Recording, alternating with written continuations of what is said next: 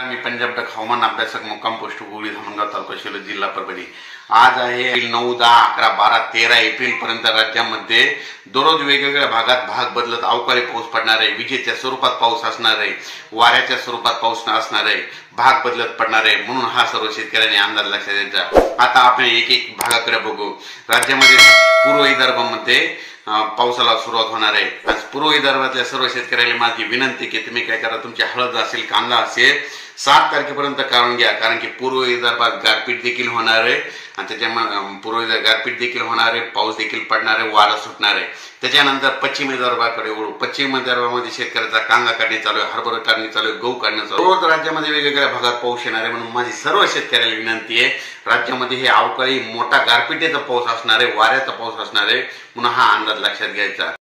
शेतकऱ्याला म्हणा आजच्या दिवस आणखी हळदी झाकून ठेवा। आता उद्या म्हणजे 8 पासून 14च्या दरम्यान दररोज वेगवेगळ्या भागात पाऊस पडणार। वाशिम जिल्हा असो, समजा पूर्व विदर्भ, पश्चिम विदर्भात जरा जास्त आहे 8 ते 14।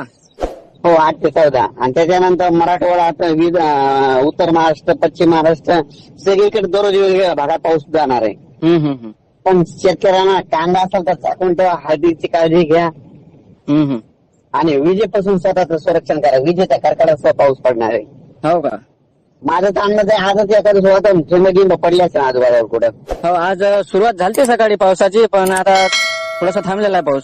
सकाळी सुरुवात। हा, मी खूप दिवसापासून सांगितलं होतं शेतकऱ्यांना 7 तारखेच्या अगोदर तुम्ही तुमचे काम आटपून घ्या। हो, मागचा अंदाज दिलता तुम्ही, त्या अंदाजमध्ये सांगत होतो तुम्ही। हो, सांगा मग सगळ्यांना।